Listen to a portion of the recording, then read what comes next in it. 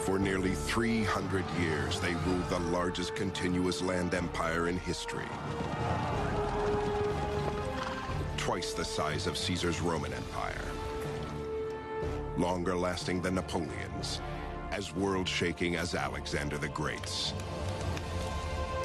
They are the Mongols, the fury that rolls like a storm out of the steppes. In the early 13th century, the Mongols pioneer a style of warfare unparalleled in cunning and cruelty. And so revolutionary, it still inspires military strategists today.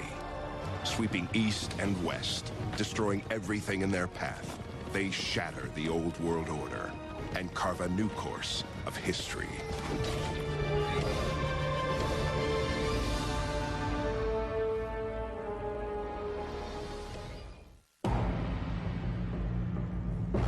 It is the end of the 12th century. As Europe lies mired in the Dark Ages, two cultures set the standard for human civilization. The Islamic states in Persia and Central Asia. And far away to the east, a trio of fabulous kingdoms in China. Between these stretch vast, inhospitable grasslands, the Eurasian steppes. Although the steppes are formidable, they are not empty. Nomadic tribes, the Tatars, Mongols, and others, eke out a grim life. These are some of the coldest places on Earth in Mongolia. Temperatures 90 degrees below zero. So for much of the year, they're fighting nature. It's a life with no margin of safety in it. In 1175, the Tatars renew an old feud with the Mongols. These two tribes, so similar in lifestyle and belief, are bitterly divided by ancient rivalries, a never-ending cycle of alliance, treachery, and revenge. Caught up in their own struggles, they ignore their common enemy, the rich and powerful Jin of northern China. The Jin dynasty, their policy towards Mongolia was one really of divide and conquer. And Jin would employ the Tatars on raids against other nomadic groups, tribes, khanates that grew too large and too threatening. The Jin wisely perceive that as long as the people of the steppes are focused on each other, they won't trouble them. It is in this time of upheaval that great Mongol conqueror Genghis Khan arises in the 12th century. He does so not from a family of kings or princes, but as a fatherless boy, facing death with his family on the barren steppes. Genghis Khan's given name is Temujin, Mongolian for ironworker. It's fitting. His life will demand an iron will. In 1175, when he is barely 9 years old, his father, leader of the clan, is poisoned by the Tatars. Genghis Khan's father had been an up-and-coming tribal chieftain. Perhaps if he'd lived, he might have become the next Khan of the Mongols. But as soon as he was poisoned, the widows of the previous Khan led the Mongols to desert the widows of Gisige, Genghis's father. And the result was that Genghis Khan was left on the steppe alone with his mother. Abandoned with her children, Temujin's mother gives him a simple charge: seek revenge.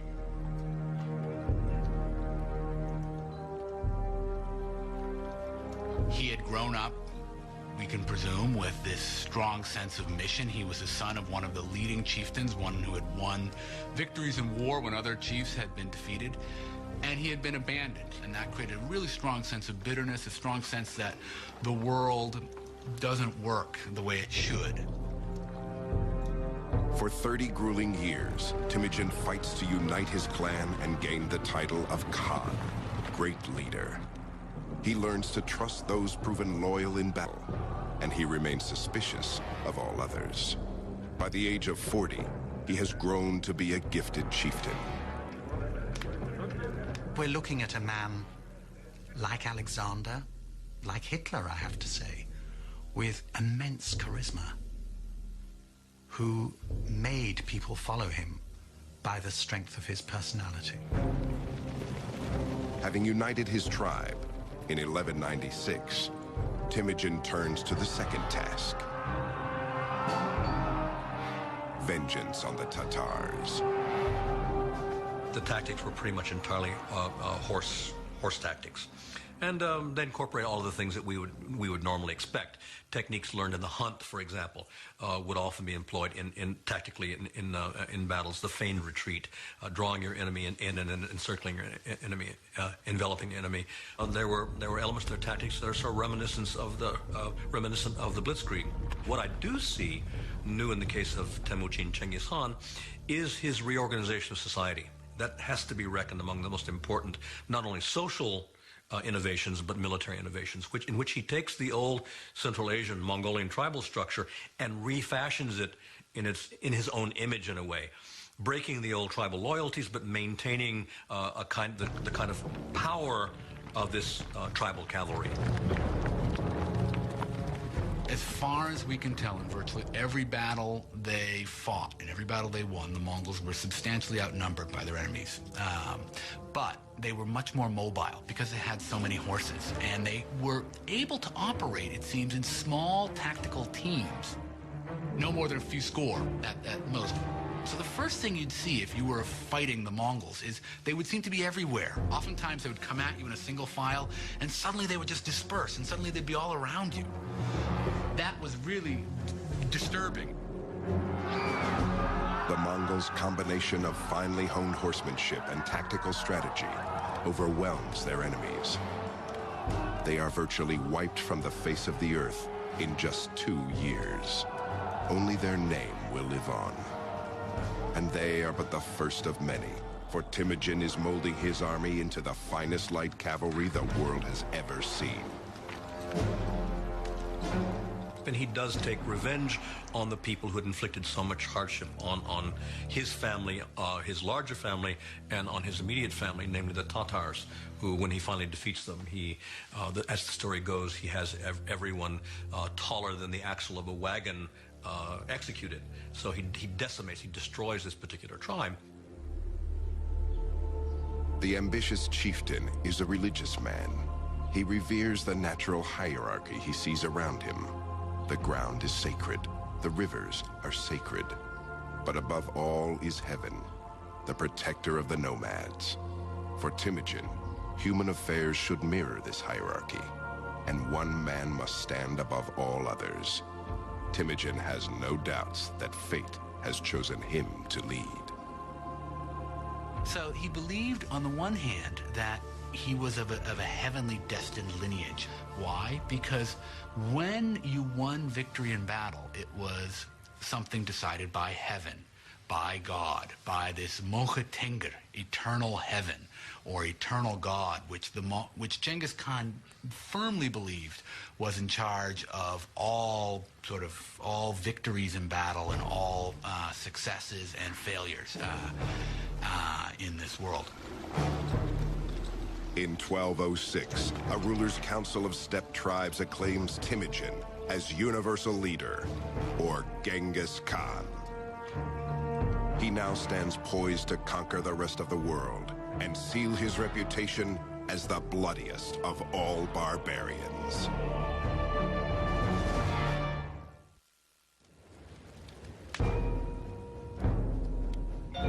Driven to avenge his father's murder, and empowered by a sense of his own destiny, in 1206, Genghis Khan rises from obscurity to the brink of world domination. He is the ultimate leader, the Khan, of all the restless and nomadic tribes of the steppes. His people live a difficult life in a brutal environment. This is a society that is perpetually on the move. So they're ready to bundle up shop in no time at all. So what does that say about how these people live, the tents they live in. They have a cane framework, and felts are tied or sewn onto these individual cane panels, and they can be set up inside 15 minutes and dismantled in the same sort of time. So the inside of yurts was incredibly dark and smoky because they only had a hole at the top and a hole at the doorway. And the doorway always faced south because the Mongols were superstitious that good news came from the south.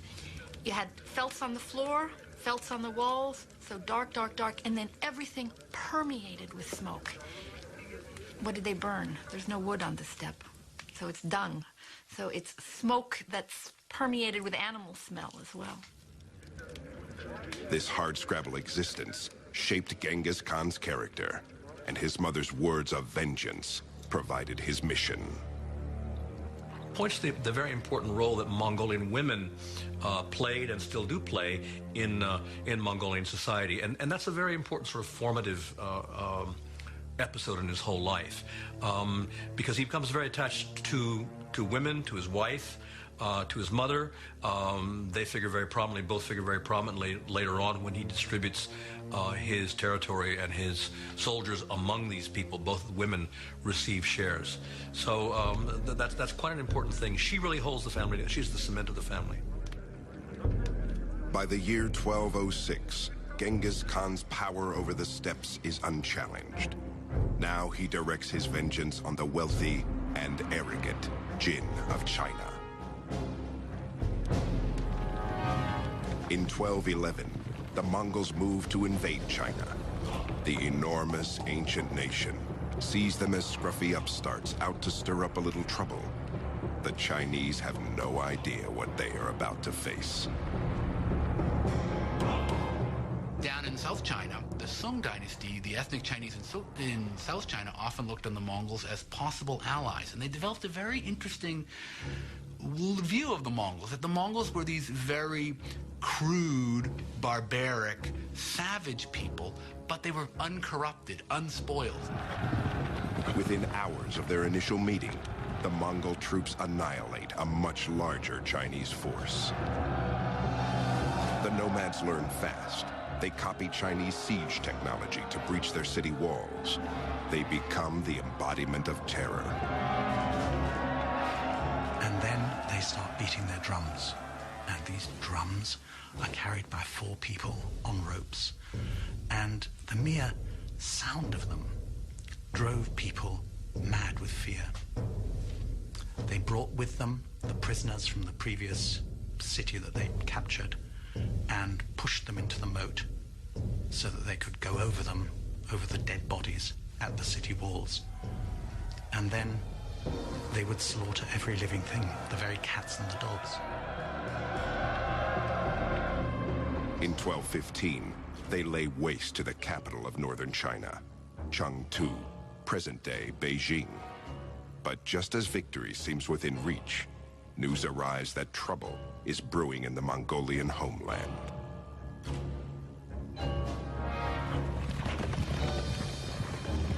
The news reaches Genghis Khan across 1,000 miles of territory, carried by a surprising system of communication that eventually will connect the entire Mongol Empire. They developed very early on a system known as the Yam, which was basically the Pony Express. And 2 messengers would be sent out with special badges that they wore around their waist, showing that they were official emissaries of the government.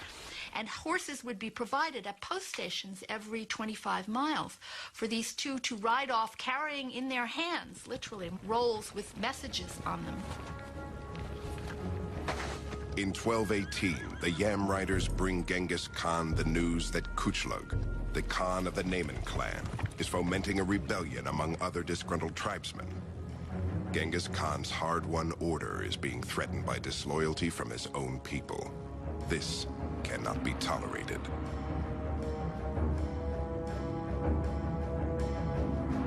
In search of the rebels, Genghis Khan launches a crusade that takes him far from his business in China. As they pursue the rebels west into Muslim lands, the Mongols annex one kingdom after another. Before crossing into each new territory, Genghis Khan gives the local ruler the option to give up the conspirators and surrender peacefully. But if the ruler resists, Genghis Khan warns he will show no mercy. He writes one chieftain, "The disaster will reach you, too." Genghis Khan's campaign of vengeance has swelled his empire till it touches the borders of the ancient kingdom of Khwarezm in present-day Uzbekistan. Though Khwarezm is an attractive target, Genghis Khan goes no farther. He has learned something new. I think that the key moment in the career of Genghis Khan that lifted him from being a territorial chieftain in Outer Mongolia, and it's not accident that Outer Mongolia means the boonies, it means the back of beyond, that moved him from that to a player on the world stage was when he began to realize that his territories were on the Silk Road and that he could change the fortunes of his people by trade. And so he sent a series of embassies to his nearest neighbor, the Sultan Muhammad, who was the ruler of the Eastern Islamic world. And those embassies were finally followed by a caravan of 1,500 camels. And I think that what happened there was that this particular camel caravan was so rich that it tickled the greed of the Muslim governor of the frontier post concerned at Otrar, and he simply seized it. This governor of this town, he saw this Mongol embassy of merchants coming, basically a trade mission come. He saw all the kinds of things that were in there, and he asked the Sultan Muhammad, what should I do with them? He was told. He implied they're spies. These Mongol envoys are spies. What should I do with them? Can I massacre them? And Sultan Muhammad said yes, and they were. Undeterred, Genghis Khan sends a second envoy, only to have him seized. His beard is shaved off in the street as an act of humiliation before he is sent back. The caravan of gifts, of course, is not returned. Genghis Khan's final dispatch to Sultan Muhammad is simple and grim.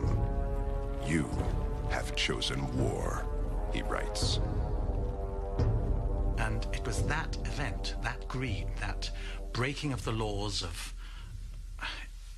interchange of ambassadors, of allowing merchants free run across frontiers, that caused the Mongol catastrophe, the catastrophe which, as one Russian chronicle says, left no eye open to weep for the dead.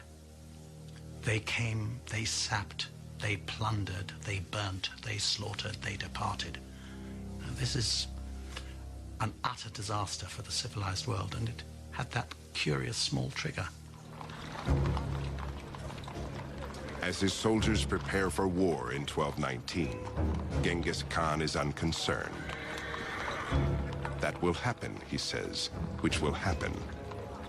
And what is to be, we know not. Only God knows. In carrying out God's heavenly plan, the Khan will teach his enemies a terrible lesson and continue a conquest that will destroy all that stands before him, including the wealth and knowledge of an entire civilization.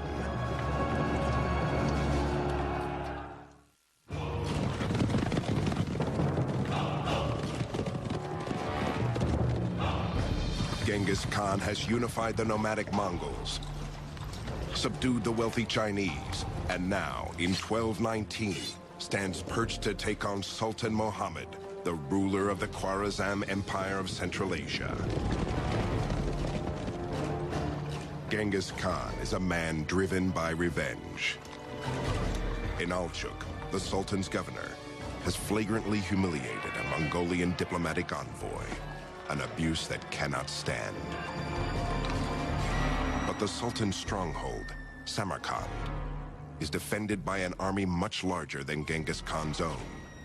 To even the odds, the Khan turns to tools that have served him well in the past: mobility and surprise. Much more interesting about this particular campaign is the fact that Genghis Khan divided his army in the face of a superior opponent. This is tactics that we associate again with people like Robert E. Lee or with Blitzkrieg and during World War II.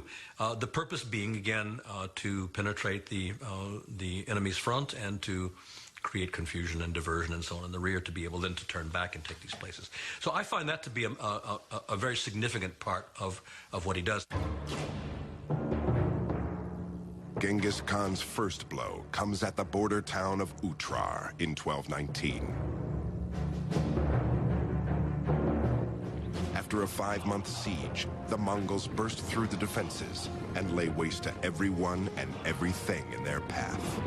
There is no limit to their cruelty. Why were the Mongols so cruel? It's a difficult question, and no one really knows the explanation. But the fact of it, I think, can't be doubted, that these were people who did not wage war in the ordinary way. A special fate is assigned to the greedy governor in Alchuk. He discovers firsthand the meaning of the old Mongolian proverb, "Return what people give to you." Dragged from his hiding place in the citadel, he is held down while molten silver is poured into his ears and eyes.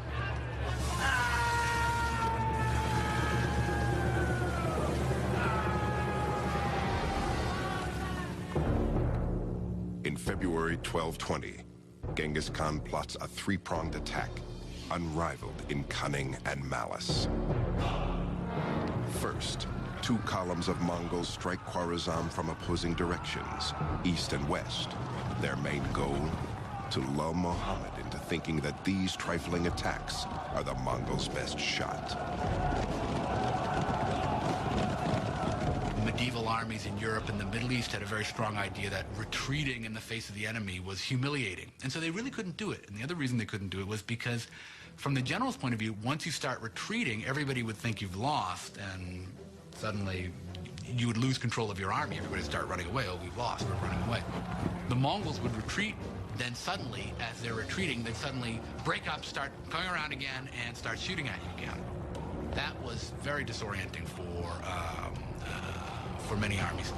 The constant hail of arrows that would be falling, that was a disorienting thing. Diverted by the Mongols' feints and skirmishes, Sultan Muhammad strings out his forces along hundreds of miles of farmland and river valleys south of Samarkand. But far away to the north, Genghis Khan prepares for the main assault. Genghis Khan carefully seeks out the smugglers and bandits who know the secret water holes and camel routes in the desert of Kızılkum. These will be his guides. They will lead his army over 300 miles of punishing desert sands, a back door to the Sultan's kingdom. In March 1220, Genghis Khan and his army emerges from what the Sultan believed was an impenetrable desert, like demons from his worst nightmare. In one of the greatest strategic rearguard attacks in the history of warfare, proud Samarkand falls in just 10 days. Sultan Muhammad shows his true colors, fleeing for his life from one city to the next. Like hunters pursuing a fox, the great Mongol generals are given 20,000 men and told to crush any town that shelters the fugitive Sultan, as they relentlessly track him down and kill him. So it was not just a matter of beating an army in the field, but eradicating the power of a country to ground zero, so that there could be no recovery. So they sowed salt in the fields. They destroyed the wells, they flooded the cities, they cut the canals, they chopped down the orchards, as if there were no tomorrow. The Mongols' monstrous rampage devastates magnificent Persian cities like Balkh and Herat. Genghis Khan is not concerned. They couldn't care less. So the destruction that they visited on the Eastern Islamic world has lasted to this day. The ruins of once great cities still lay scattered across Persia like ghost towns. With the annexation of Khwarezm, Genghis Khan's empire reaches from the Yellow River all the way to the Caspian Sea, the largest continuous land empire in the history of the world. The most remarkable result of this Mongol conquest is that East is open to West for the first time in 1,000 years. Pax Mongolica, a Mongol peace, allowed people for the first time to travel in absolute safety from Rome to Beijing. That was never possible before, and it wasn't possible until the 20th century afterwards. It's not a small thing. We had people from the Middle East traveling all over, all the way even into China. Famous traveler Ibn Battuta from Morocco eventually reached, at least he says he reached, China and traveled through much of the successor states of the Mongols, Mongol states ruled by the descendants of Genghis Khan. And that created a kind of knowledge of each civilization in Eurasia acquiring more knowledge about each other. Ironically, creating such an empire is not Genghis Khan's goal. The flame of vengeance still burns in his belly, and he still has a score to settle with the Chinese. To that end he now turns, but it is the one thing beyond his reach. In 1227, in his mid-60s, Genghis Khan dies on the march to China. According to legend, the victim of a freak riding accident. Armed troops and slave girls escort his body back to the steppes, where he is laid to rest in secrecy. There are various stories about 50 guards were detailed to bury him. They were killed by 50 others who were then in turn killed by other people, so that the grave would remain secret for various reasons. But as for the precise location of this, we don't know.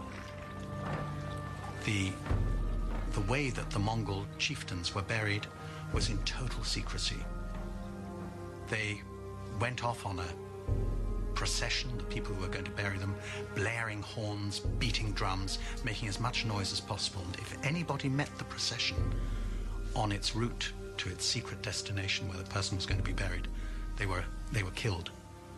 So the whole point was that nobody should know where the great ones of the Mongols were buried. Not a single tomb of a Mongol chieftain has ever been excavated. They've not been found. So we have no idea what they contain. Genghis Khan's empire seems to be as lost as his mountain grave, for upon his death, the state he sought to unify breaks apart, carved up into 4 kingdoms for his 4 sons. But the dream lives on. It will turn into a nightmare in the hands of another Mongol conqueror. Driven by visions of glory, he will unleash a reign of terror even bloodier and more brutal than Genghis Khan's.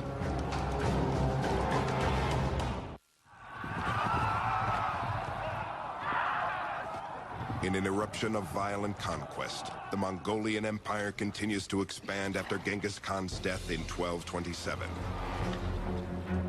In the west, the Golden Horde, descendants of Genghis Khan, rules southern Russia and Khwarezm. In the Far East, the Khan's grandson defeats and unites the 3 kingdoms of China. And in Persia, the Mongols convert to Islam, building fabulous mosques to glorify their new god. Still, as successful as the Mongolian Empire may be, its huge size makes it difficult to maintain. There weren't enough Mongols This was not a gigantic nation. It wasn't like China, for example. Perhaps there were as many as 100,000 people in the Mongol army, and that was about it. So the wider the territories they controlled, the thinner the crust of Mongol dominion on them. By the mid-14th century, Genghis Khan's empire lies in shambles. Like the old Mongol clans of the steppes, the rulers spend their time fighting each other instead of combining their strength. The actual power was slipping from the hands of the Genghis Khan, the descendants of Genghis Khan, and falling into the hands of these tribal warlords, people who were not themselves of the imperial family, but who were the real holders of power. In the middle of the 1300s, in the Muslim lands of Khwarezm, in modern-day Uzbekistan, a young Mongol boy named Timur prepares to steal his neighbor's sheep. He is a clever and stealthy adversary to the shepherd, but this time, his luck will fail him. It is said that he receives a wound that never fully heals, making him lame for life. As he grows to power, he is called Timur the Lame, or Tamerlane in the West. It is a name that his enemies will come to dread. By the year 1360, Timur is an important emir, or leader, a master chess player, a skilled strategist.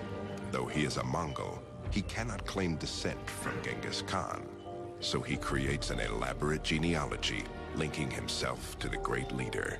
He even takes 2 wives descended from Genghis Khan to legitimize his claim. Timur certainly, I think, saw himself as restoring a certain view, a certain version of Genghis Khan history. It was his own version. It was reflected very much through the prism of his own ambitions. And he, at a certain point, saw himself as a man of destiny, not only as simply the agent of the righteousness of the Genghis Khan cause, but saw himself as a person acting in his own right. By 1375, the Mongol Empire is not Timur's only restoration project. A century and a half after Genghis Khan put Samarkand to the torch, Timur hopes to make his adopted hometown the jewel of the world. He was born in that very area, and he was always attached to what is now Uzbekistan as his birthplace. And in the course of his campaigns, wherever he went, he would kill all the men in a city that he had captured, but he would save all the artisans from death and transport them back to Samarkand.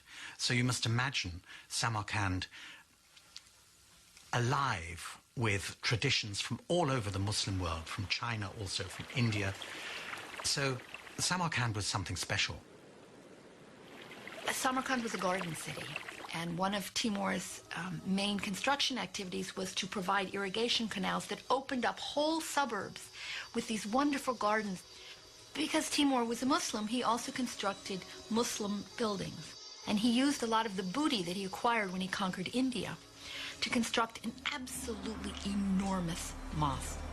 One of the attributes of Timur seems to have been his pride and his megalomania, we might say. And you see this in this mosque. It is colossal. Size was the big thing. The entrance way is 50 feet tall. And clearly the impression you're supposed to get is I, the humble little worshiper, have to go through this 50-foot doorway to get in. The magnificence of Samarkand is a testament to the might of Timur, but it is also a testament to his brutal means of keeping order. Outside the walls of Samarkand, his merciless cruelty becomes legend. From 1385 on, Timur systematically sacks all of Western Persia, as well as cities throughout Azerbaijan, Georgia, Armenia, and the Caucasus. Tens of thousands of people are slain along the way. In 1398, Timur follows in the footsteps of the Greeks, leading an audacious expedition over the world's most notorious mountains, the Hindu Kush. He then lays waste to northern India. But the farther Timur extends his reach, the more difficult it is to control hostile populations. When the inhabitants of Delhi rebel against their new Mongol masters, Timur takes a page out of Genghis Khan's Book of Terror and writes a new and even more horrific chapter. The reports that he cut off the heads of his victims and piled them into huge heaps occur so often that one can't help wondering whether this is not accurate and not just mere rhetoric, but it wouldn't account for the numbers, 70,000, 80,000. I think we're talking about psychological warfare, which is something that the Mongols had introduced. It's one thing to go to war. It's quite another to use terror as a weapon of war. And this is what Timur did. Timur built upon the legacy of Genghis and used it effectively. He was more terrible in that sense that he slaughtered more brutally, more quickly, but always sparing the artisans. When they say he destroyed the city, that's somewhat of a metaphor, meaning he killed off enough people to make it look bad, and then he brought back from every city he conquers the best workers, the best artisans, the best engineers, the best products. The vaulted skyline of modern-day Istanbul bears testament to the one dynasty that stood in the way of Timur's dream of a Genghis-sized empire, the Ottoman Turks.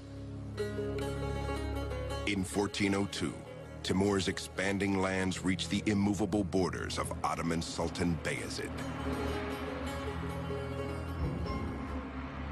Proud to the point of arrogance, neither leader can tolerate the other.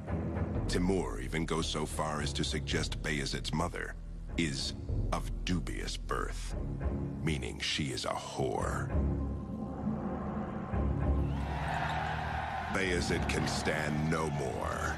Leading one of the finest armies in the world, the Sultan rides out of his fortress at Ankara to meet Timur's far smaller force. Confident and imposing, he knows little of the cunning genius of the Mongol Timur. In 1402, goaded by slurs on his honor, the Ottoman Sultan Bayezid races to meet Timur's Mongol forces. But Timur, aware of the Sultan's route, does an end sweep around the Turks. Traveling off the beaten track, he catches the Sultan off guard. He lays siege to the Turkish stronghold, Ankara itself. It is a humiliating turn of events for Bayezid.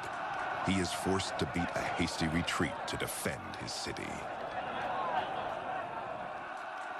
When his weary troops finally arrive, they are no match for the well-rested Mongols. Even worse, in the heat of battle, an entire Turkish battalion defects to the Mongol side when they see a beloved prince fighting for Timur. Tricked, betrayed, and totally routed, Sultan Bayezid nobly refuses to leave the field of battle. He is determined to fight to the last, but he is captured and taken prisoner. The Ottoman defeat may taste sweet to Timur, but it is even more delicious to Christian Europe. Now, if you look at this on the grand strategic map of Eurasia at the time, the Ottoman sultans were poised to scoop up Constantinople. They had moved into Europe, they had encircled it, they were ready to begin the siege that would have destroyed the principal city of Eastern Christendom. And just then, that was their bad luck. Someone came knocking at their back door, and that was Timur. The reaction in Europe to the defeat of Bayezid Yildirim was unrestrained joy.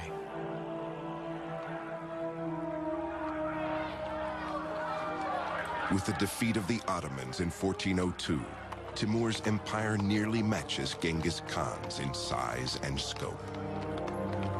Predictably, it is not enough for the voracious conqueror.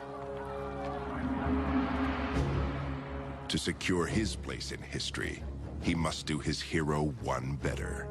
And the only way to accomplish this is to take what Genghis could not: China. But like Genghis Khan, Timur mysteriously falls ill and dies on the march to China. In 1405, in Samarkand, he is laid to rest in a tomb as ornate as Genghis Khan's was simple. There's a curious story that as he lay dying, he said, "Do not disturb my grave, for if you do, a fate worse than me will fall upon you." And his grave was kept absolutely untouched until the 22nd of June 1941, when Soviet archaeologists opened the grave and found the skeleton of a tall man with a damaged hip. And on the 22nd of June 1941, Hitler launched his attack on Russia. And that was the signal for some 20 million Russians to perish in the following 4 years. So you could say that he had a long arm, and that long arm stretched right into the 20th century. Without the force of Timur's personality and leadership, his heirs are unable to hold the empire together. The Mongols begin to fade into history. Too small in number to rule their vast empire, they become assimilated into the cultures they conquer, adopting their religions and customs as their own. And yet, their impact remains immeasurable even today. By opening China to the West, the Mongols created an insatiable thirst for Asian goods. The drive to quench it spurred the Age of Discovery and the voyages that would lead Europe to America. Truly, by shattering the old empires of China and Persia, the Mongols gave birth to the modern world. An empire that stretched from the Sea of Japan to the Baltic, from Korea to East Germany, and took in most of Eurasia, apart from India and Southeast Asia. There's been nothing like it. Will the world ever see another empire like it? In Mongolia, some fervently hope so. Even today, Genghis Khan is worshipped there as a god. His name is a source of national pride, his tent a hallowed shrine. Small wonder, then, that the Mongols wait eagerly for the spirit to rise anew and for the barbarian to return.